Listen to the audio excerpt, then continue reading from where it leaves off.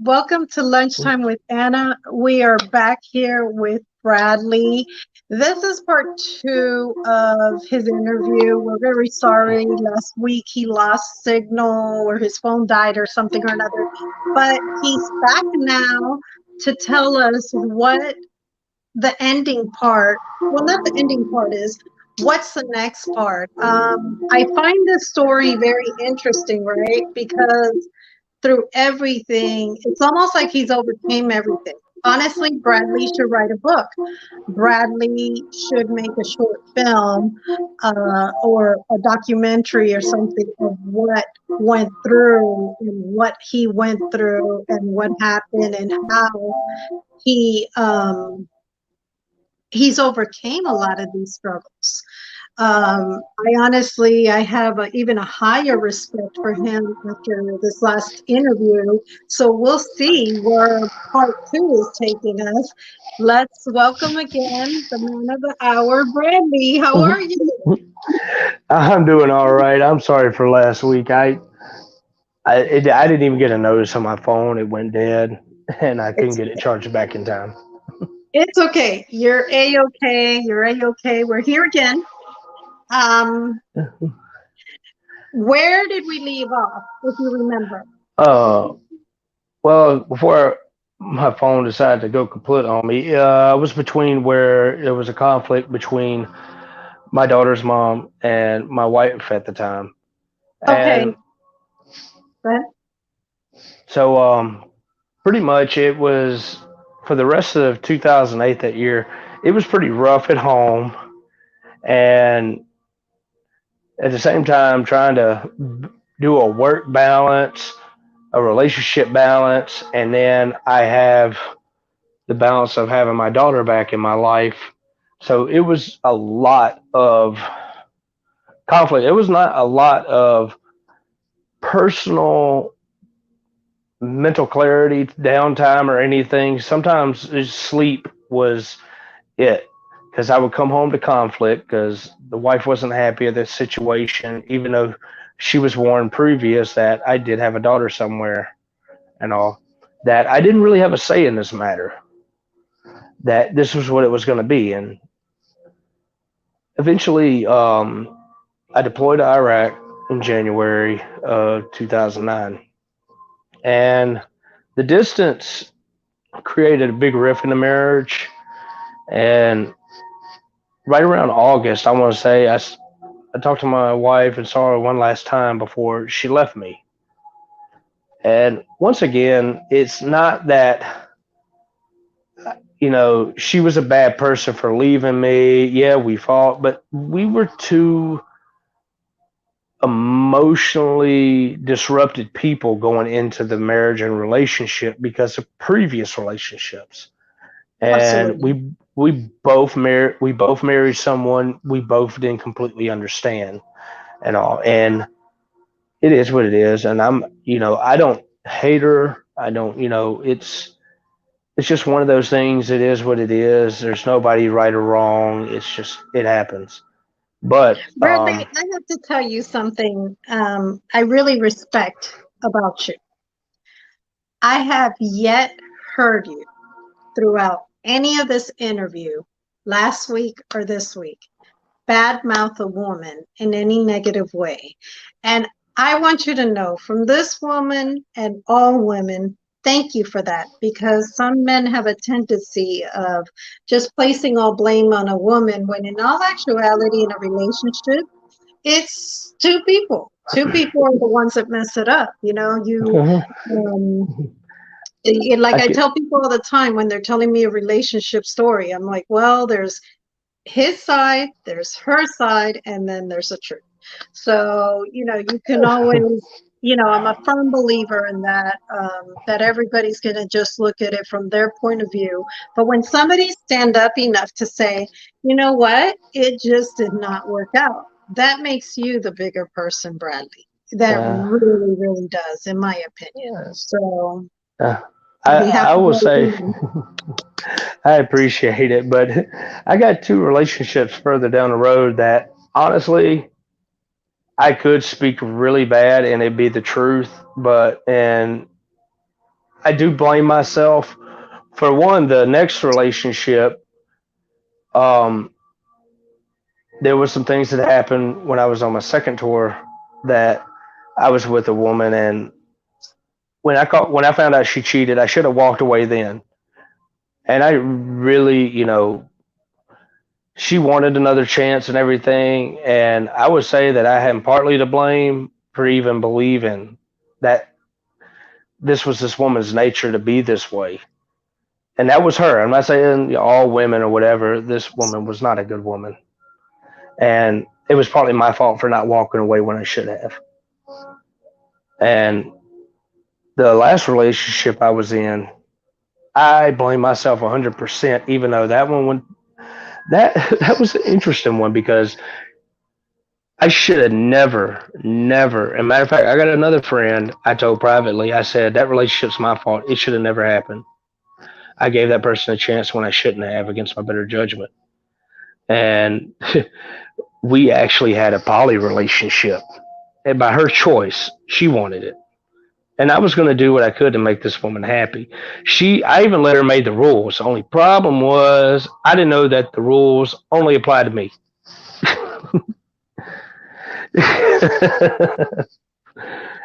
Oh, Yes. that was that was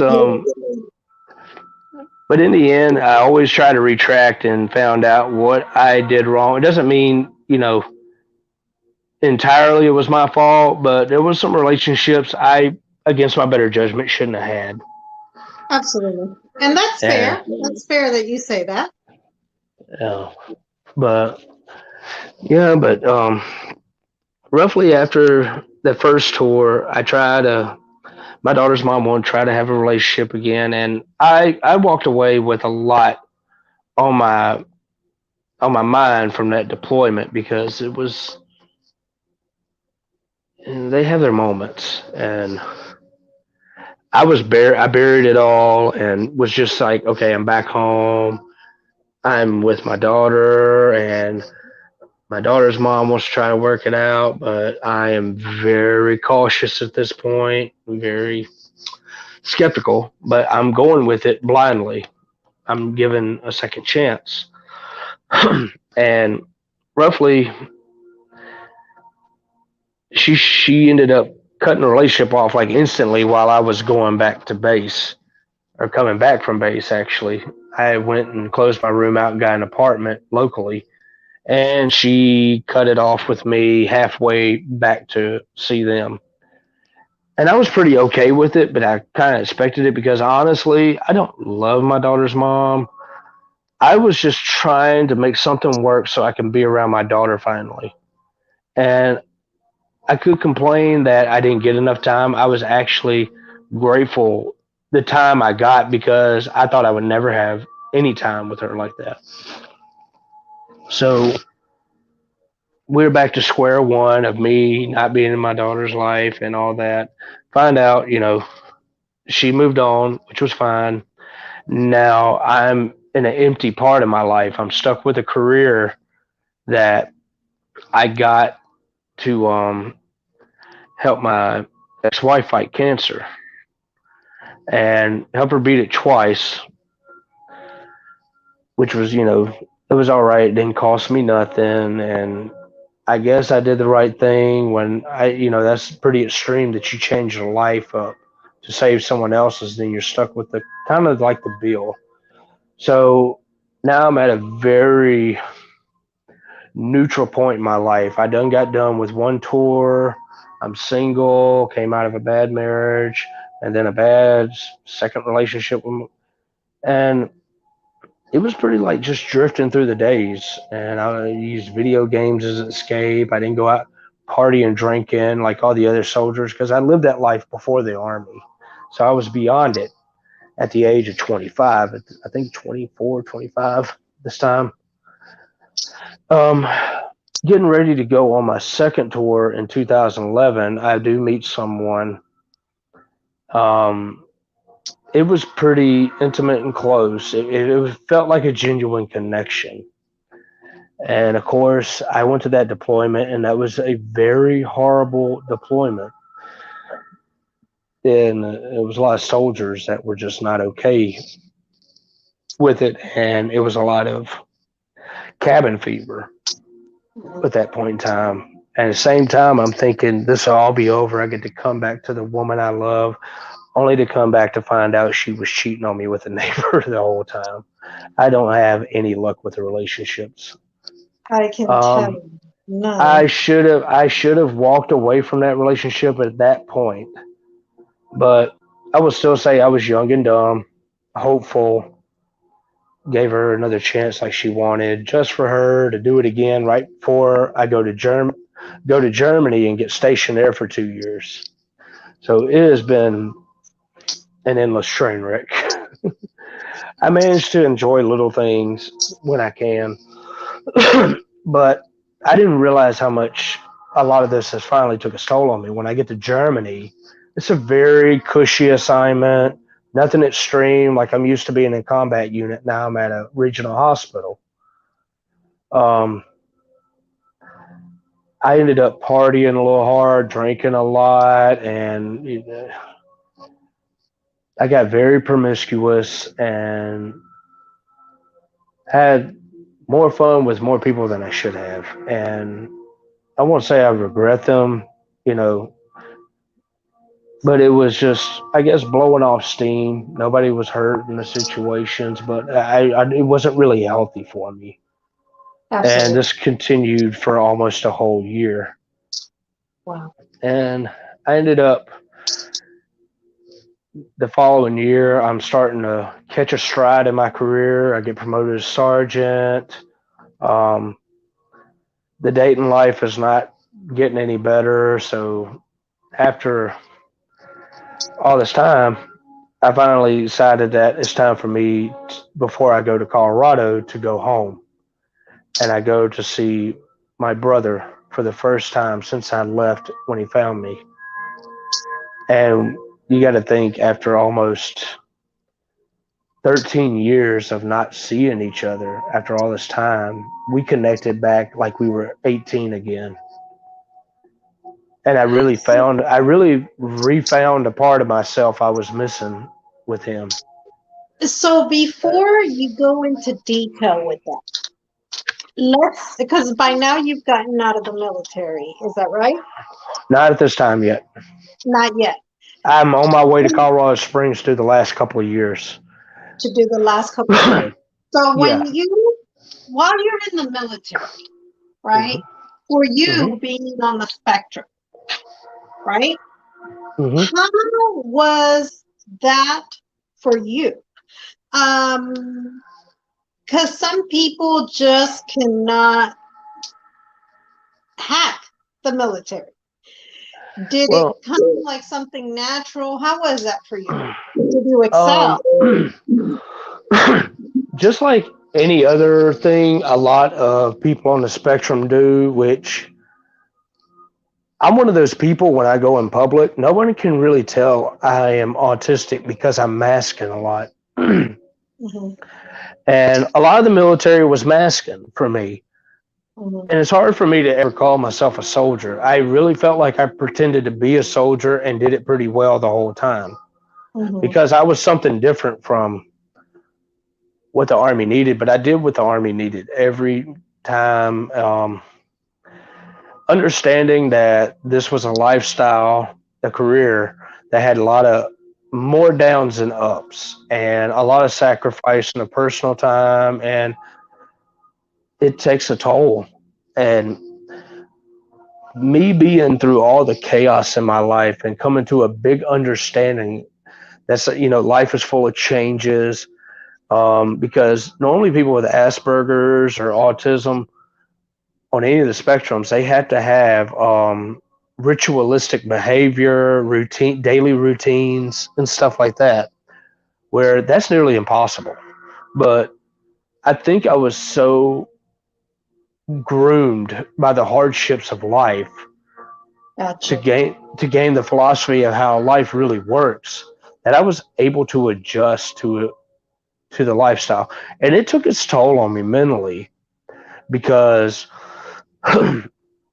um, I don't want to say I'm just smarter, I am in a lot of ways, but there's a lot of people that just instead of sometimes listening to what the other person has to say to maybe possibly the ego of the leadership. Sometimes you have to learn to be quiet, even though they're going to be wrong and they're going to call whatever they're about. It's going to be messed up. It's going to be there's something could be done way easier.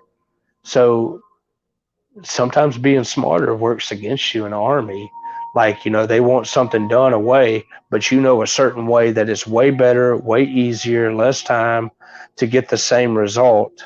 Absolutely. Sometimes the leadership gets offended by that as you're perceiving them as being stupid, when really it's just they didn't think of that, and that's fine. And understanding that you never have all the answers. But being on the spectrum, a lot of us, we're very technical, we're logistic savvy. We can come up with some stuff. And a lot of leadership perceived me as a threat to their career. Like I was going to do something to them. I was outshining them. And it wasn't that I was mean to, I was just like, just wanting to get things done. I wanted to go home. Yeah. Well, And that makes sense. That makes sense because that's what I notice even with my son. To him, that's the take he takes on mhm. any job he's doing. He just wants to get done and move on to the next thing and get to what he wants to do and get relaxed. For him, that's what works for him. So Mhm. I can totally see where that would happen, and I can totally see where you would get upset because you're only doing what you have to do to survive, Yeah, and get out of there. and I and honestly, I don't think anybody on the spectrum really needs to go into the military unless they have to, like I had to. I had a purpose. It wasn't like I was doing it for my country. I was originally doing it to because I saw something coming, and it's weird. I don't know how I saw my wife getting cancer, but I knew it was coming for some weird reason. Hmm. Um, I don't know. It's just at the time. I want to say 2012, before I went to Germany. I was on this detail, and being smart or knowing a lot, like I said, it can be detrimental. And we had this one sergeant that was on duty. He's Jamaican, skinny, fit, but I looked at him and I looked at his eyes and they were bloodshot red. And I asked him, I said, Sergeant, did you get enough sleep last night? He goes, Yeah, I got plenty of sleep. I said, Your eyes are bloodshot red. He goes, Yeah, so? I said, You're not overweight or anything. I said, That's usually a sign of a heart condition in African Americans and blacks. And he snapped on me like a rubber band, calling me a racist. And of course, I had to take it to the chin. Of all things, the next day, he took a PT test and went into cardiac arrest during a run and had to be defibbed twice to be brought back. Wow. It was just, it blew my mind. I knew something was wrong. I didn't know it was that wrong, but he literally dropped dead during the run. His heart stopped beating.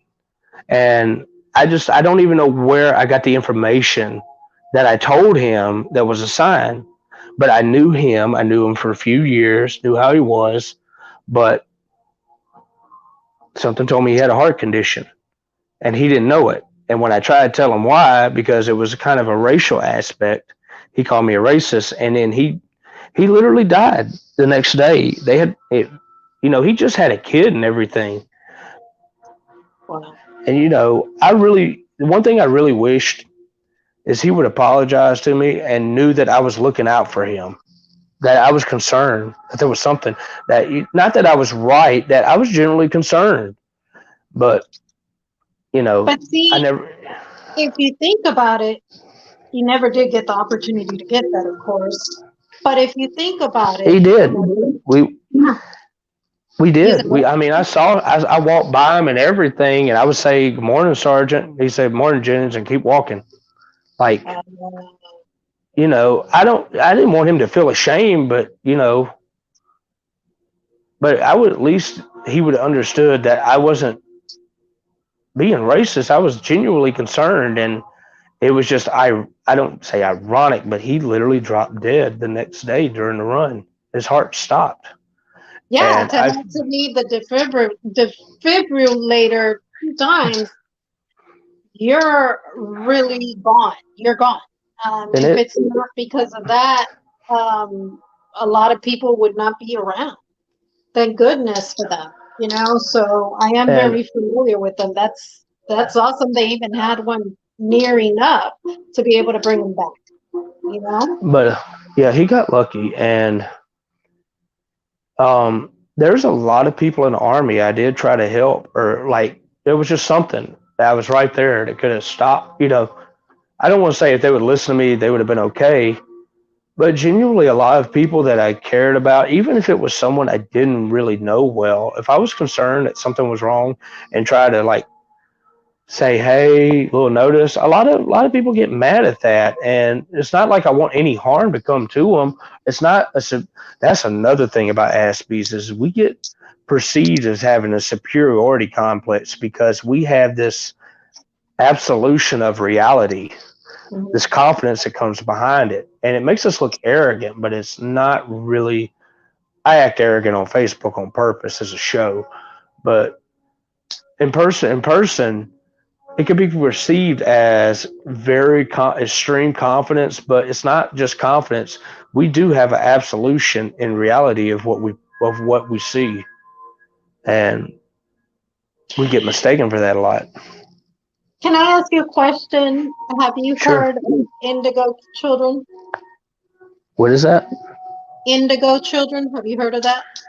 I've never heard of that. Okay, so I'm actually happy. I can show you something. This was actually brought to my attention because I went to a natural store Mm-hmm. to get something for my son to calm down his ADHD because he was like, Mm-hmm.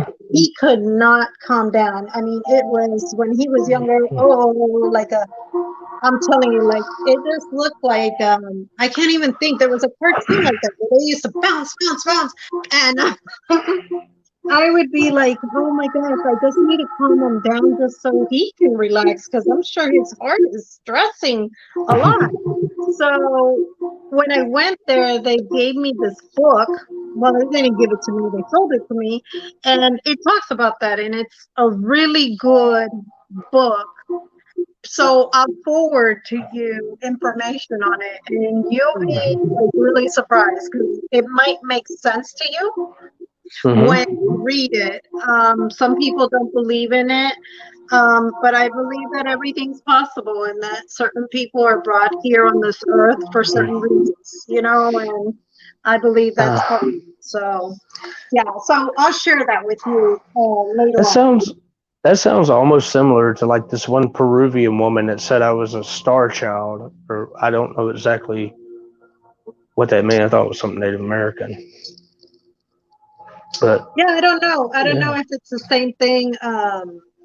Uh, but you know, long story short, the guy told me at the natural store, he said, why give him something when you're going to take away who he is? And, you know, he'll calm down on his own. And sure enough, it happens that I don't medicate my son under any circumstances. You know, I don't believe in medication because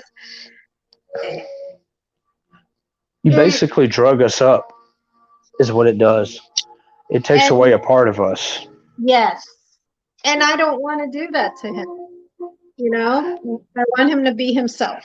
And I learned that and reading the book, I'll share with you. I'll share with you some links Mm-hmm. and stuff, and you're gonna be like, wow. So anyhow, you're in the military. Mm-hmm. Um, you're really shining, but at the same time, having haters, like they say now, right? You Yeah. go back to Colorado, run back into your best friend from, or your brother from 13 years Mm-hmm. back, How was that in your life at the time? I will say that it was a blessing to really have him back in my life because I literally had no direction in anything. Mhm. And when I got to Colorado, it was, I went in with the same um, motivation that it was like, I don't even know how to begin to explain how, like, I had such a motivation to just go after doing things, getting things done, pushing soldiers to like want to do better or what their goals are. I was I was a sergeant. I was a soldier sergeant. I was all about them progressing and doing better in life. But when I got to Colorado Springs, that place was something else. And the town itself, I'm not a big fan of. I literally didn't take nothing good away from that town. Really? And I don't know how to say, like, I went through it the other day and I got through there as fast as I could because I had to switch out trailers and all that. It's just something about that place I don't understand. It does something to people. I've seen it ruin. I knew people Lives. from the military, from Fort Hood, Texas, Germany, even Iraq. I was seeing people over there, and they were just not the same person at that place. Mm. It was like sour land that Mhm. toxified people. It was I couldn't wait to get out to. I would at that point. I couldn't wait to get out to Army. I was having back problems, and the unit I was in was telling me that I was lying about my back hurt and everything, and I had trouble breathing.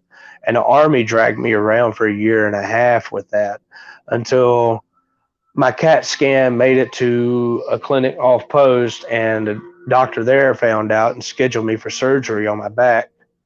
I had two procedures, and I was able to start walking again properly because at one point I was just going to be given a cane and a leg brace. But Wow. even after a year and a half of this unit said I was faking this back pain, everything, because nobody in the Army could find it. But the second I'm recommended off post to the Camels Clinic, the doctor, he doesn't even look at me. He just looks at my CAT scan and sees what's happening and does the surgery a month later. And it was just a weird place. I think because I had such a pristine record going into this company and I was very, I don't want to say chirpy. I had a different mode when I was in uniform and at work. I was like positive, we could, we'll get everything done. We'll try to get home early. I was, but that was not welcome. That attitude was not welcome where I went. And I realized I was done with the military then because I couldn't change. I couldn't, this place was like, being a sergeant was like being a prison guard and the soldiers were inmates. It was hard. It was such a horrible situation. I did not like it.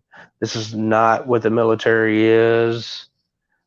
And I also stood up for soldiers when the chain of command was trying to do them wrong and brought hellfire on me for that. And I always stood up for the soldiers that it was just, it's hard for me because I never really talked about this much in depth.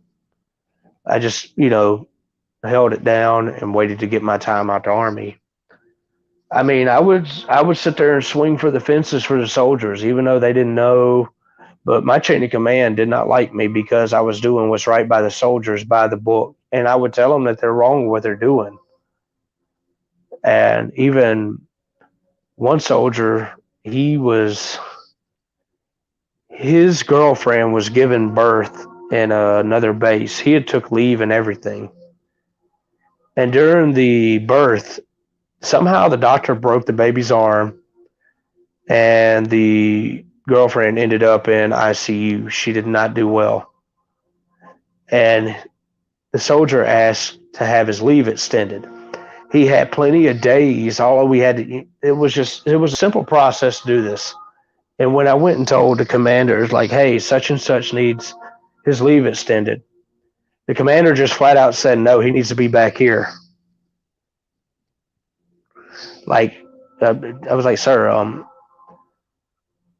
his, his, he had a baby was born with a broken arm. His girlfriend is in ICU. Um, I, you know, and then the commander stood up, called me a failed leader, and he was talking about taking my rank for being insubordination,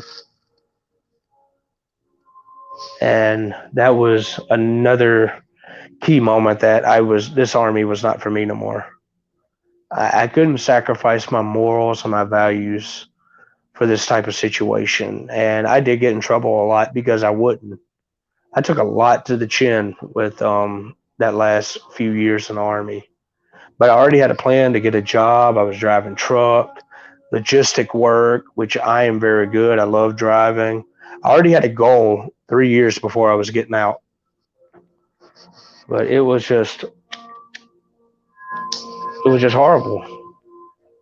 And because I would say that the autism made me not compromise myself. I wouldn't let the values I had be broken. I fought for these soldiers.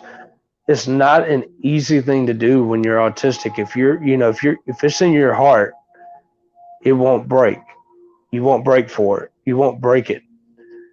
And then when you got your boss, your superior over you, trying to put you in a position to make you do it, and um, you don't go along with it, you'll suffer for it, and that's the reality. And the thing with that is, and it's funny because I was going to ask you that question in another sense.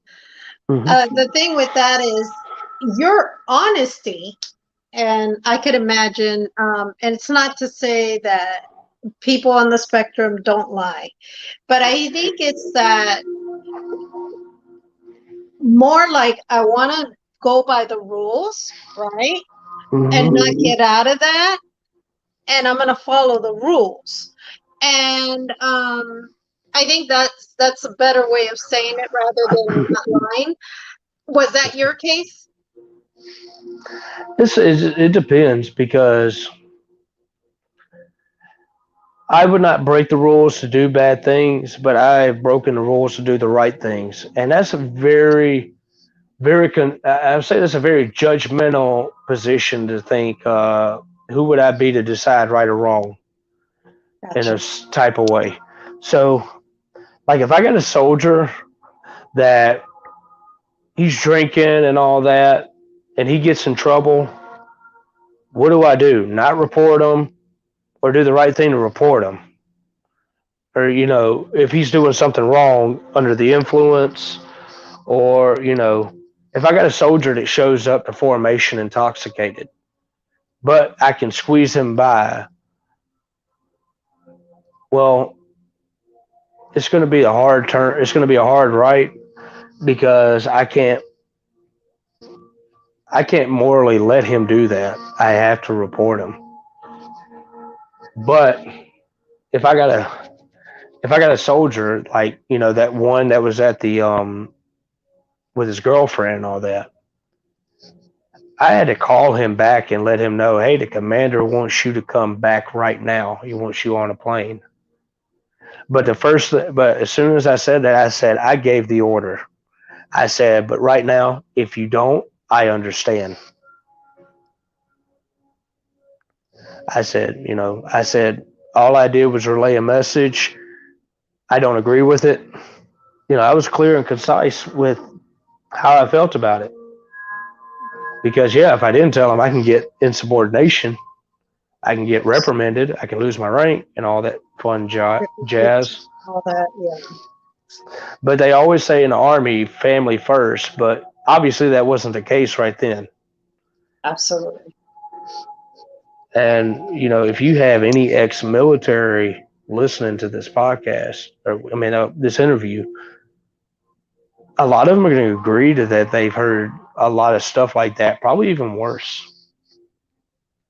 And when you're in compromise to your values and morals as a person on the spectrum, the army can be tough because it's sometimes you have to get ahead, and that's why I didn't progress further than I did after nearly 11 years,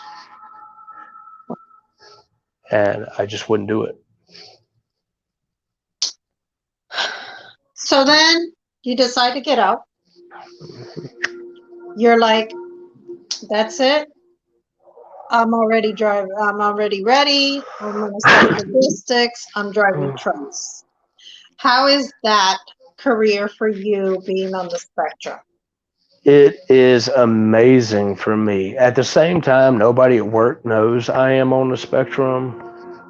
There's no hint of it. They think I'm a young guy. I'm 37. They think I'm in my like late 20s. And I always play because they kind of label me the young guy. I tend to act a little anxious and young just to play the role.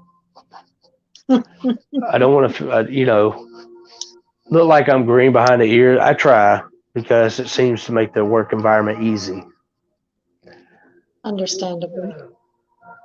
But the way it worked is that even though I'm doing really good at this job, I still felt I could do more in life. There's something that I can do more, and that's when I got into investing. Now I was investing in stocks throughout the years, nothing major, but when I started being autistic and on the spectrum, I was seeing a pattern in crypto that I could actually predict and count for. That I started catching some pretty crazy strides to where I knew that, because like I put $10,000 in a Doge, and everybody's like, "Oh, you're an idiot for that. You shouldn't get that stupid coin." And this was in January. Fast forward, at the height, I was nearly a millionaire, and at the lowest point of the market, is sitting almost at $300,000. But to take $10,000 and on the worst day have 300,000, I think I did pretty good with just that one. And I actually found a true stride, even though I use this job to pay bills, pay my child support, make sure everything's good. I use majority of my money for investing to go to the next level, because I literally thought for the first year, I thought this job was going to be what I do till I retire, until I'm 65. And then I stumble onto something else to where I may could retire in maybe 2 to 3 years and be very well off, hopefully. Have you ever thought of training other people, showing them how to do it, or showing them what you see? Or do you think that's something that you don't need to share? Are you talking about crypto or? Just you being able to do the numbers and read them and understand them It's and understand, you it's know. it's it's really hard because, like I said, being autistic, your brain is speaking a completely different language that is not interpreted in a neurotypical way. Sometimes it's hard because, like, I see patterns and everything, and even if I explain the pattern I see, because neurotypical people's brain don't work the same, they're not going to see the pattern. They'll know what I'm saying, but they're not, because their brain is not speaking that language. They're not going to pick up on it, if that makes sense. So let So me ask yeah, you you a see. question. So if Let I, me ask you a question, because you might be able to help me. mm-hmm. So say somebody on the spectrum just says, like, for example, Anna is purple. Bradley is green. Um, I am yellow, or, what does that mean if you know, uh, to somebody with autism or Asperger's or anything like that, in your as far opinion? as as far as seeing people in different colors, well, Yes. from what I've gathered, I have a unique category, how I categorize people in my head, Mm-hmm. to allow them to have a certain amount of access to me, to Mm. where if you do not know me well, you're just going to see that arrogant, power tripping a hole that's on my wall. And then, and there's a reason why that is, why that mask is there, and it's for protection. But Absolutely. anybody that is able to approach that wall and talk to me directly, you get a whole nother shade of me. You get Mhm. the more, the, you're getting closer to the real me. And you start seeing that there's a lot of logic, there's a lot of compassion, there's a lot of understanding. It's like you start seeing, you see a certain person you just really wouldn't think you're seeing. And if you get further than that, I really don't think I'm in the capacity to describe what that last layer is, but my brother would be best to describe it. But when he does, it brings tears to my eyes to think someone that is that close to me sees me that way, and he knows all my flaws. He knows everything I've done wrong, but it just doesn't outweigh what he sees. And that's interesting that you say that because I've heard that going on where they just point out things in different colors, and I'm like, I wonder what that's about, because know that there's been people to see colors and numbers and letters and stuff like that, but that would make sense. I like Yeah, logic, and that's that would a make sense.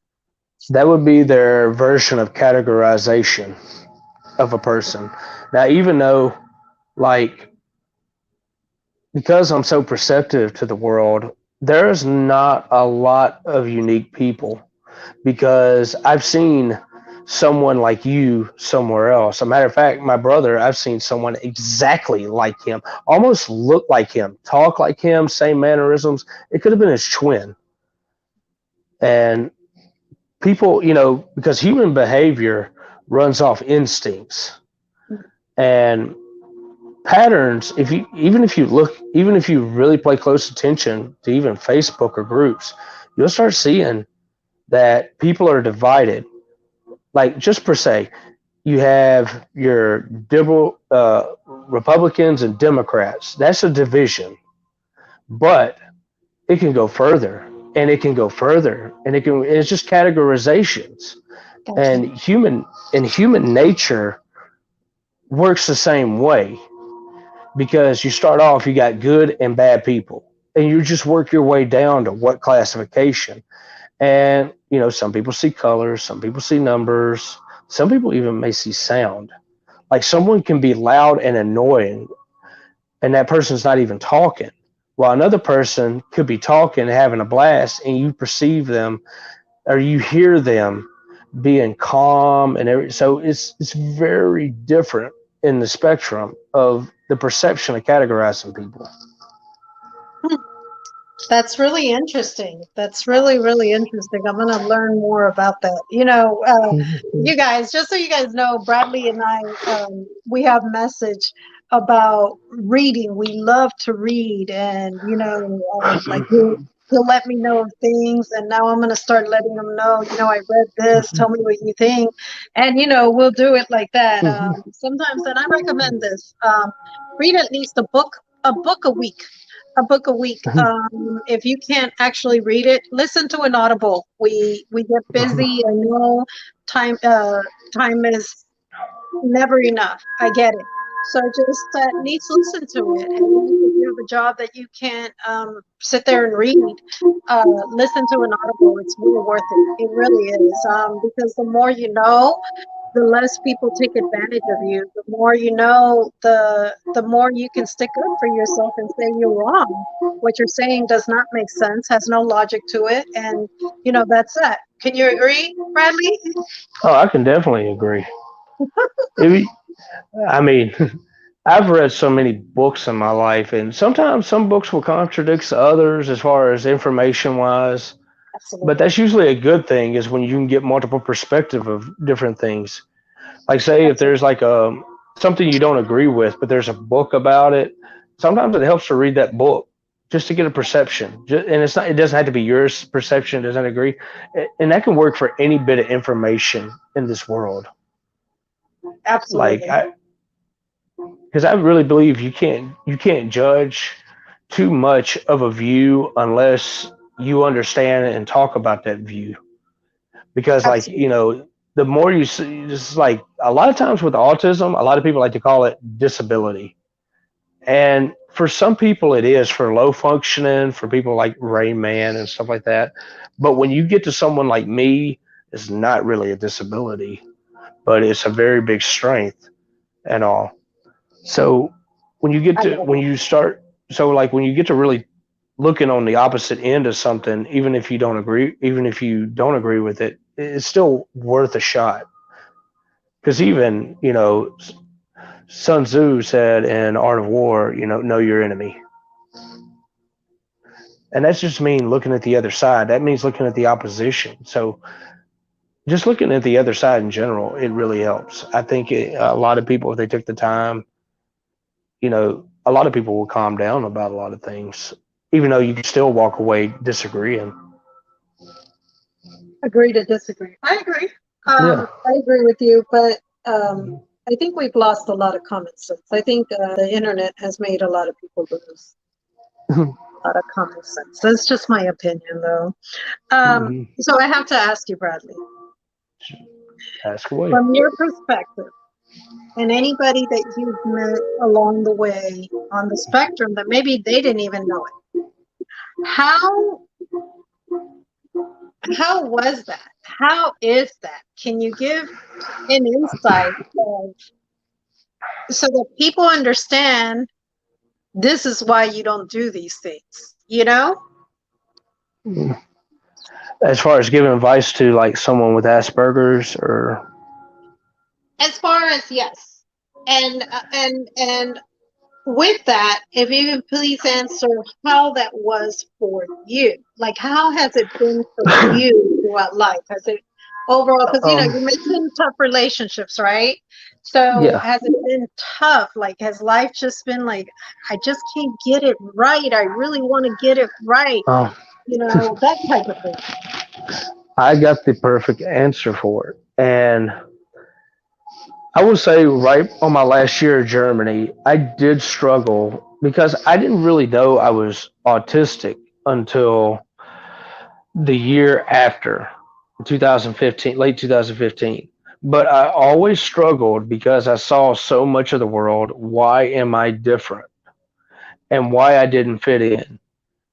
And my advice to a lot, or to most people with Asperger's and autism, is we don't fit in because society is not built for us. It's built for neurotypical.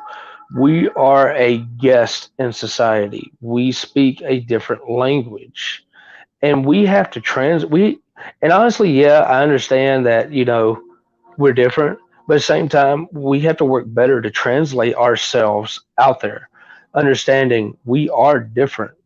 People, the neurotypical people don't think like us. And we, even within ourselves, we think uniquely, not even the same. And I think a lot, well, I wouldn't say my relationships would have been better. I probably wouldn't have gotten in a lot of relationships if I realized and, became this unplugged from the matrix type deal with this finding out I'm autism, because it brought a lot of self awareness to understand that it's not, society's not built for me. I'm a guest in it. It's no different from someone in another country coming to a different country and not knowing the language well, Makes you know. sense. That makes sense. And in all honesty, and I'm not trying to put the pressure on people with autism, but at the same time realize we're guests in a society not built for us. We have to slowly learn the ways and, help people understand us, but understand that we are not the dominating force. That, just because we're labeled as a disability, now some are disabled, some do need caregivers, totally understandable. They want to adapt. I got a neighbor, he can't even talk, he's autistic. I totally understand that he's in that position. But some of us that are capable of comprehension and communication verbally and all, I think it would be a lot better to really perceive us as guests in a culture that's not ours, So that's let not me ask you designed a for us. question. You having a Mhm. neighbor that's on the spectrum, no speech. Because my son Mhm. started talking at 12 years old, right? Mhm. Yeah. But you have a neighbor who's got no speech. No, and he's an older gentleman. Do you find a connection with him? Honestly, because Fine. I have watched him a few times. He will come out of his apartment to go do his laundry, go back in. He will come out to go walk the parking lot for exercise, then go back in. He does not try to communicate with nobody. I Gotcha. think he's more on the severe spectrum and he is in his rituals.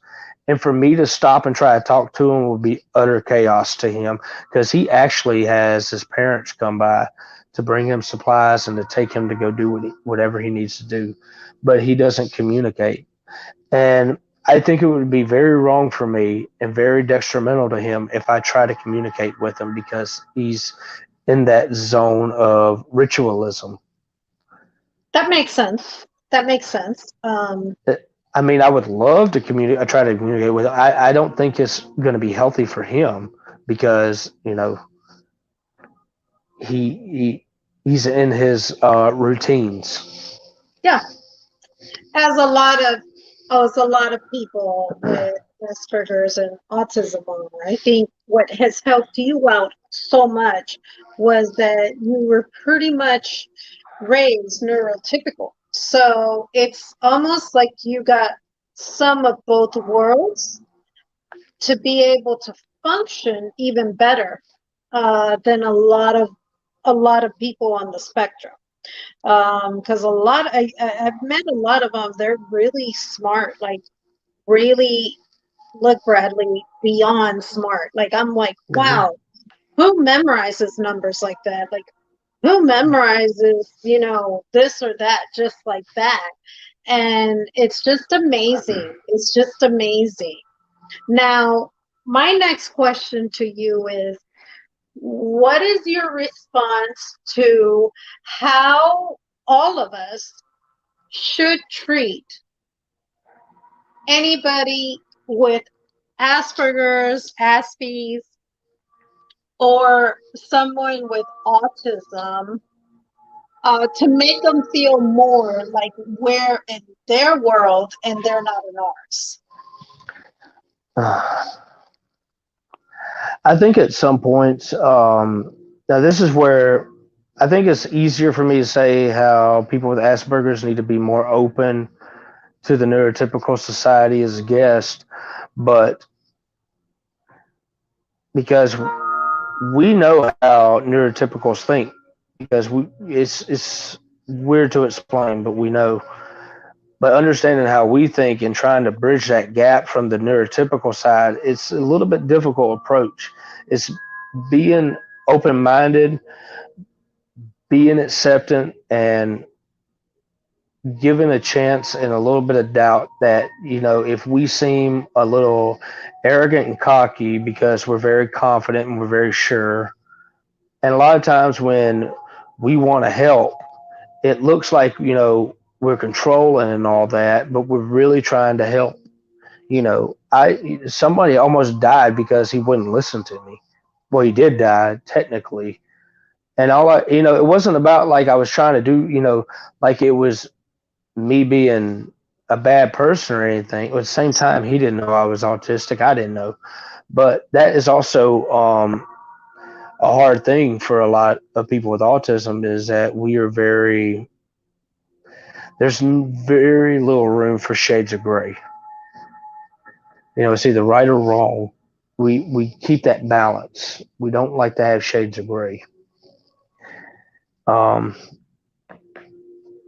we like to do what's fair more than anything. That's there's a lot of times with a lot of people. there's times I've been stuck with guys that I didn't like. But if we were going to eat and he had $5 and I had $20, we were going to share. You know, autism person is not going to leave someone hanging like that if left. You know, it's it's it's very difficult just to talk about how neurotypical should be an autistic and telling how a neurotypical should approach or accept someone with autism. It's a little difficult.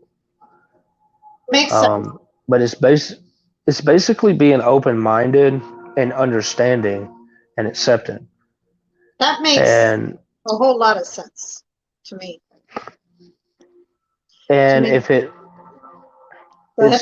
it's understanding it's understanding that, like you said, we're not cocky, arrogant, and confident. We're very sure in our words. We rarely regret what we implement. Like if we like someone, it's devastating to us when we had to regret it. When we had to separate ourselves from that person if we really like them. I mean, there's small things that neurotypical people do that are a great spectrum to us. It's like it can affect us greatly. You know, it's like talking about how some men don't want to see their daughters or kids, like they don't want to. But when I have to sit there and step aside for to make their life easier, it's very painful. And so it's a lot of weight to carry. But, Absolutely. you know, so it's understanding that we can be very, even though we look like we lack empathy, we're very emotional, um, and sometimes more self sacrificial than we really appear. I believe that. And we'll go up. I genuinely believe that. And I want to ask you, which Mm-hmm. kind of goes with what you just said. Do you think that because of your uh, autism, Asperger's, do you think that it's caused you a lot of anxiety? Do you overthink? Are you an overthinker? Oh, yeah. Oh, yeah. All the time. But at the same time, I know how to ground myself. I know how to, I let myself go down a rabbit hole. But at the same time, I know how to bring myself out of it. Gotcha. And it's sometimes like, it's like I tell some people a lot of times when a lot of people get anxiety because of certain changes and stuff. And I'm very adaptable with changes, which is a hard thing for anybody on the spectrum to understand. But at the same time, because I know how the world works, I know how people are. Change is inevitable, and you have to accept it, even if it's Makes not in your favor or something you want. That makes perfect sense. I really like that answer you gave because And I that think that people need to hear that. and it's one of the hard. Well, yeah, people too, but it's one of the hardest things for a lot of people on the spectrum. And I've taken it to the chin. Like, see, sometimes it's the last 3 years.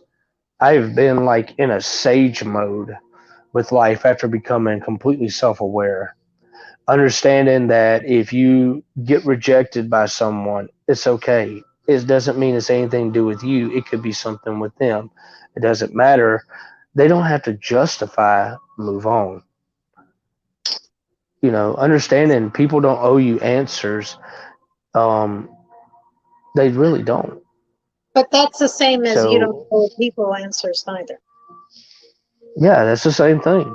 Same I thing. think if we It goes both ways. it's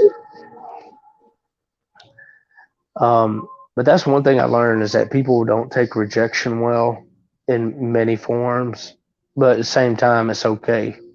It's Yep. perfectly all right. I think, hmm, but So go ahead, go ahead. I think that the last few years for me has been one of the biggest eye openers. I think I've learned more in the last 3 years than I've learned my entire life. Um, in philosophy, human nature, social interactions. It's like I've got a blueprint, and it never fails to see how things work. It's never disappointing. And So, can I ask you a question? Let's go to when you got diagnosed as an adult. Because you say that there was a diagnosis when you were younger, but what is that? Like more like ADHD or just like a learning no, disability? it was Asperger's wasn't. It was such a Oh, so they trivial had you diagnosed diagnosis. as autism, but really it was Autism, yeah, Asperger's. Gotcha. yeah, Yeah. because even though Hans Asperger's, who the one that came up with the diagnosis during, he worked for the Axis during World War II. Mhm. He was the one that actually discovered the spectrum, and that there was a functional level to autism. Hence why it's called Asperger's. But because it was just straight autism at the time, it wasn't officially Asperger's. I see what you're saying. That was so why my mom threw the diagnosis out. But what led me, it was weird because I've seen people with Asperger's and I've always picked them out. I never pegged myself for it because I wasn't like them. But at the same time, it was a catalyst to how I grew up and all, and what I've been through that changed it. Because I read a woman's story on her late diagnosis, and it started clicking something. And I tried to get diagnosed in the army. They just want to say it's a personality disorder. No, um, personality disorder is not why I soak up all the information like I do and have a photographic memory. So the army just wanted to label it something. So I ended up getting a separate private diagnose out of my paid out of my own pocket. Oh, so you did And the guy was like, like a psychological evaluation type of thing. "Yeah, I went and paid for it out of pocket because the army was not helping at all. Yeah. Because there's no way if I had a personality disorder, I wouldn't be academically inclined like I was, or being able to do the things I was doing. It just doesn't work like that."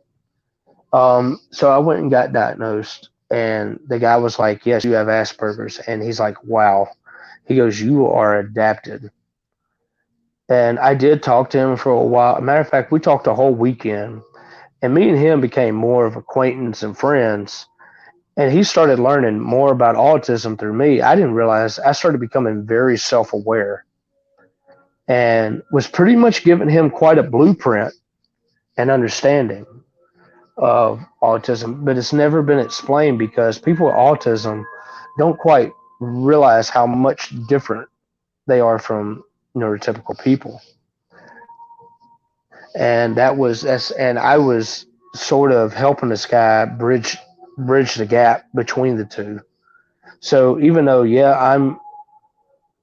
I'm I got Asperger's and I'm autistic, I'm still something way different in that spectrum, and that was where the nature versus nurture. But there is one person that is like me, and there's this teenage girl that I have a friend of mine, her daughter. She ended up approaching me. She's like, "Hey, I have a daughter like you with Asperger's. Can you kind of help me out?" And I was like, "Well, I guess I can." And then come to find out that this teenage girl I've never met, she grew up nurtured. Like her mom cares a lot about her and everything. For her mom to approach me as a maniac, I acted out as on goofing off on Facebook. I ended up finding out there is a female version of me. There is another one, and I thought I was unique. And it's confusing because this kid is just as vicious as me. She actually, when she was 14, she tried to square up with her band director because he said something bad about the whole group, and she actually got up in his face. And she Oh, was not raised on violence or anything, but she's almost mirrors my personality, which is weird. So I almost wanted to think something. I always had a theory is that Autism, even though humans are neurotypical, you normally have your alphas, your alpha and betas, and all that. But I almost think because there's always a theory that autism is the next step of human evolution, that there may be a possibility after I met this girl, I still, it messed with my head. It was like that movie Logan, whenever he found that female clone of him. It was almost like it was it's just weird because this girl had never experienced anything I have on any level, but the personalities are identical, as she's just as visceral as me. So it made me wonder if people with autism are born with roles, just like how certain ant colonies will have workers, you got the queen. If there's a certain society to be built with people with Asperger's over time, and this will probably be generations long after I'm gone before any of this, because our numbers grow consistently as well. So it's always been And see, I something do that has believe been. that to be true, Bradley.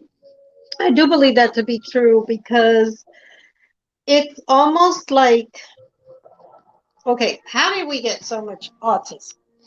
Because there was a time when they would just say, oh, they're mentally retarded. And I don't like using that Mhm. word on air, but it is what they said at the time. And they would go ahead and put them in asylum, or they would say it was because they had a refrigerator mom who never hugged or kissed them. And it's shown statistically not to be true that it's not that, and it was autism, and really they were just dealing with other things. I honestly believe that even people who are actually autistic, that maybe do ritual types of things to others, I really think that it's almost like they have the key to something, and they know something that the rest of us don't. And I know it sounds crazy, but that's how I see it. And that's what I've learned with my son and with other people I have met on the spectrum. It's kind of like there's a chance that we could be born into roles that we have to play, that we don't know yet, because when evolution takes place, it doesn't happen over the course of hundreds of years. It could take tens to hundreds of thousands of years for evolution to take its full course, and all whenever changes happen. So it might be a chance. I don't like. I mean, I would like to think next step, but I don't like, whenever there was a theory that um, people with Asperger's are superhumans, and that's a hard thing for me to grasp. I don't like that superiority type deal, you know, because they like to say the guy that invented Legos, Zuckerberg, Elon Musk, you know, all these they're calling superhumans because they're doing all this extravagant stuff in such a short amount of time. Because you got to think the Declaration of Independence was written, well, what was it, 1770, in the 1700s.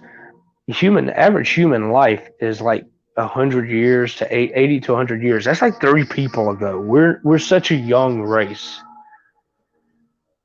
in the spectrum of time. But in the last 20 years, I would say the last 30 years, the number of people with Asperger's are by ratio growing greater than neurotypical. And that was something I also discussed with that therapist. It's like, if it's really a thing. And honestly, I don't think we're ever going to personally know, because it's going to take, generations for this to actually, if something was to take place.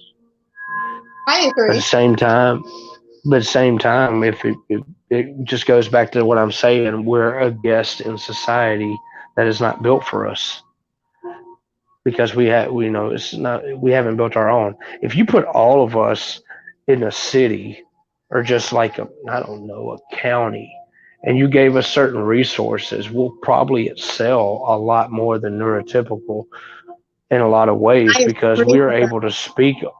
We'll that. speak on a certain level. Yeah. We will speak on a certain level of logic Hmm.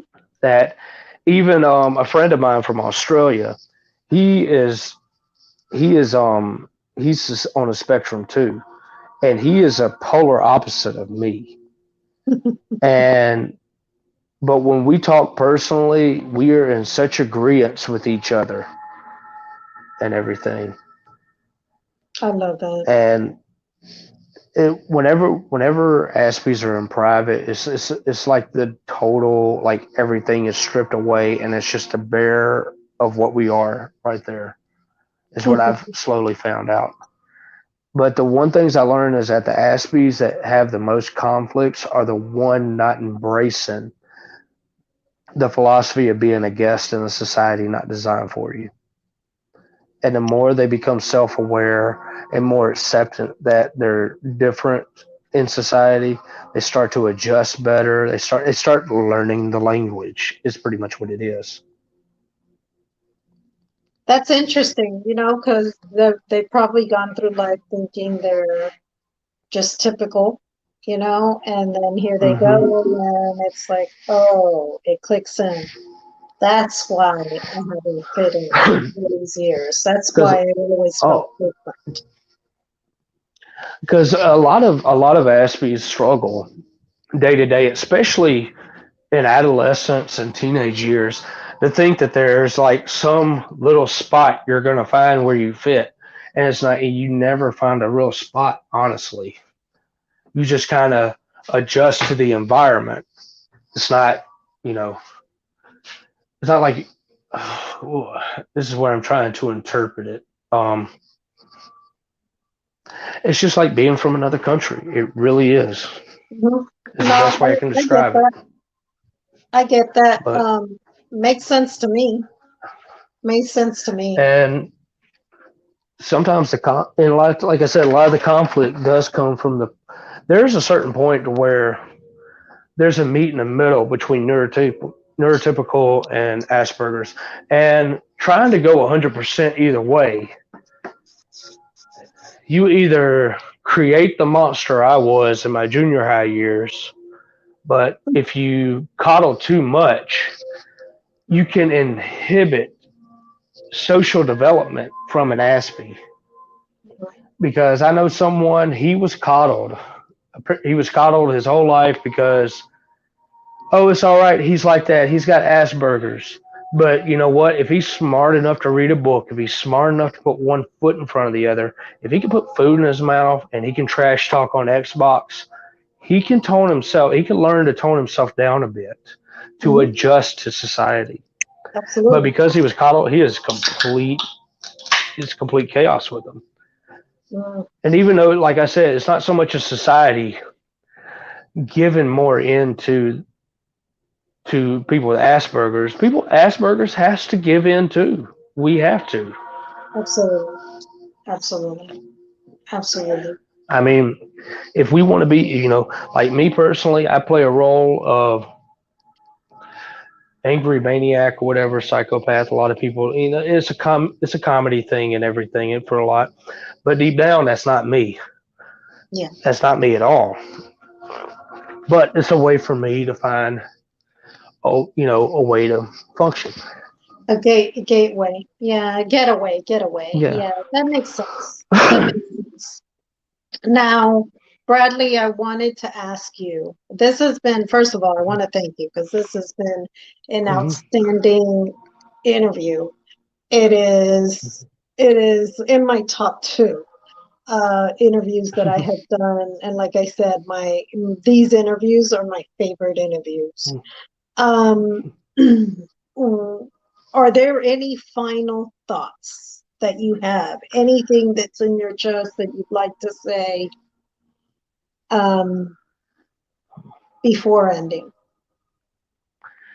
Oh shoot. A final word. There. Okay. everybody has heard my story, and I overcame a lot of odds in a way that I shouldn't.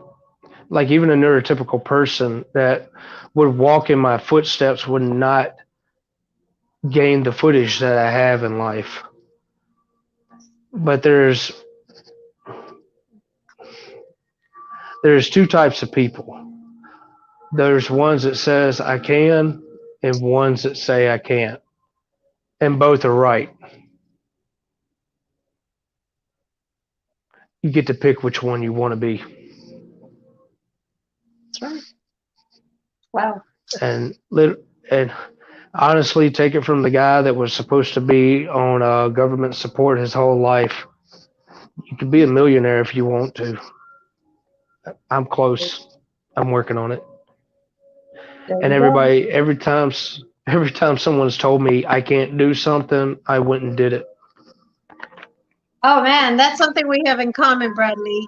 I like it when somebody tells Hmm. me I can't do something because I do it triple and double, and I'll do it, and I'll do it better than you ever thought I would do it, because it's And just take pictures.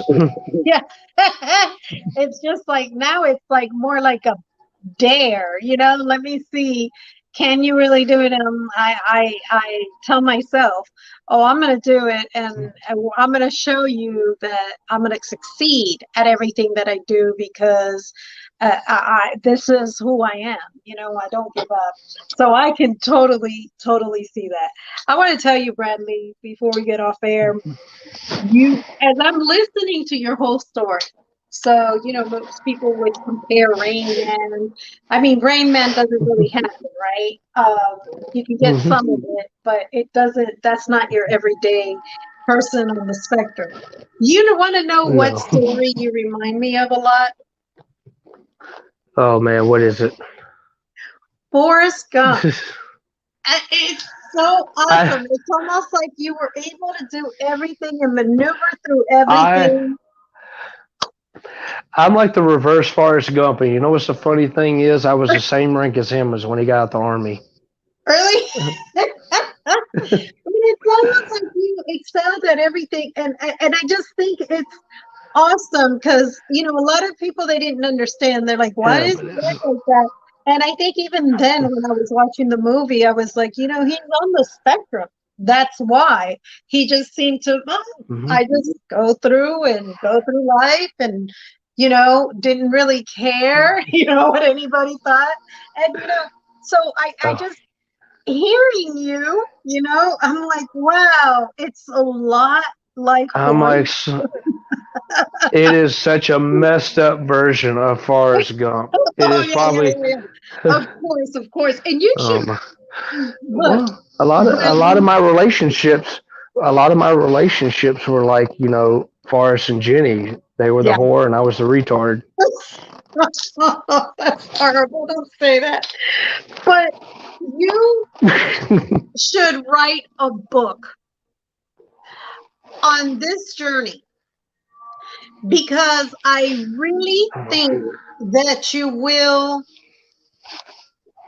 help a lot of people. Um, if you're helping somebody write a book anyways, why not do your own? I promise you that if you let me know when you finish a book, I'll be the first to buy your book.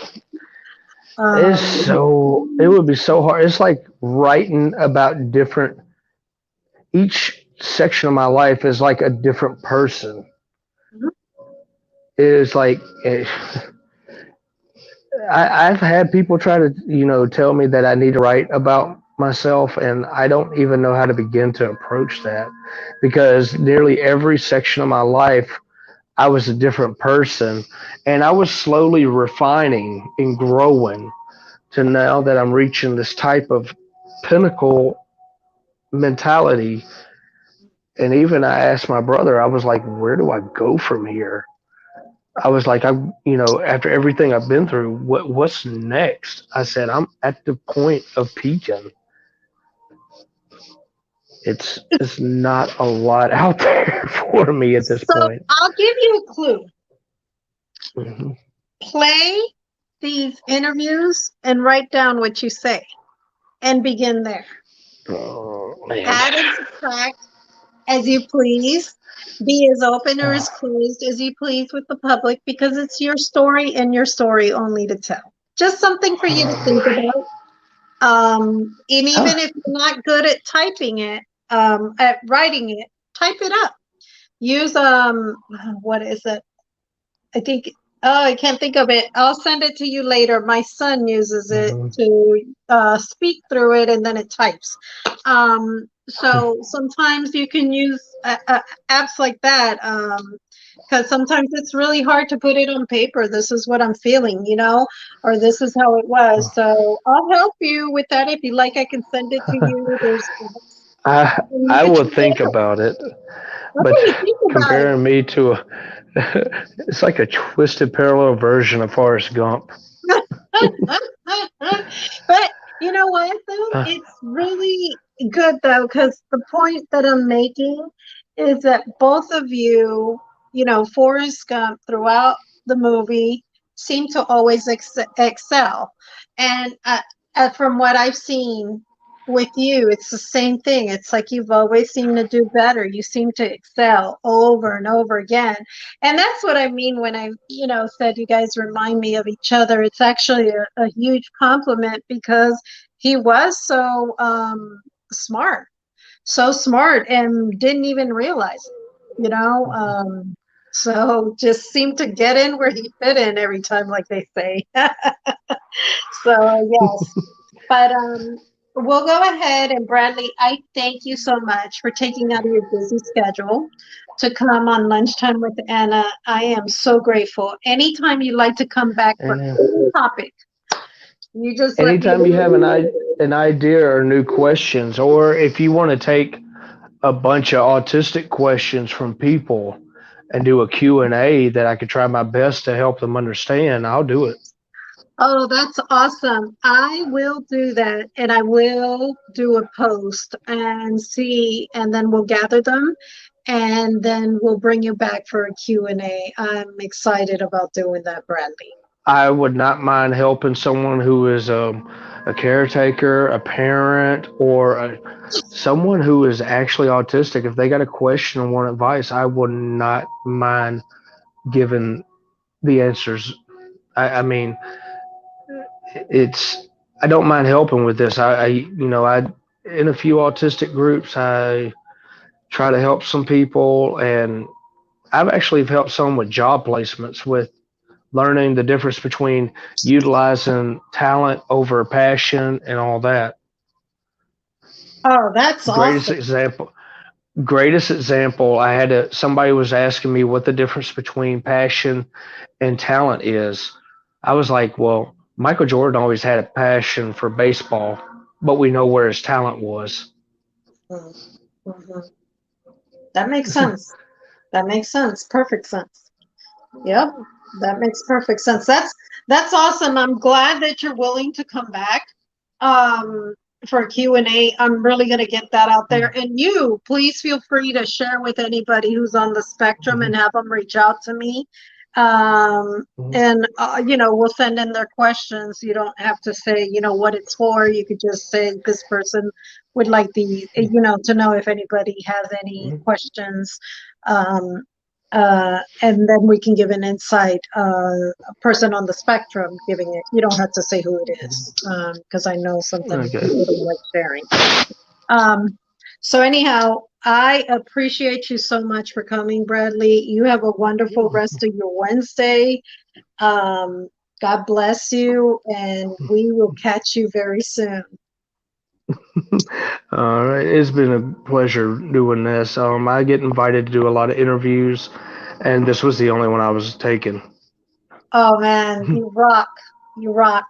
So, but we'll be in touch very soon. You have my contact information off air. Anything you need or any good readings that you're reading right now, let me know and I'll get on it and I'll let you know all the stuff I'm reading about. Alrighty?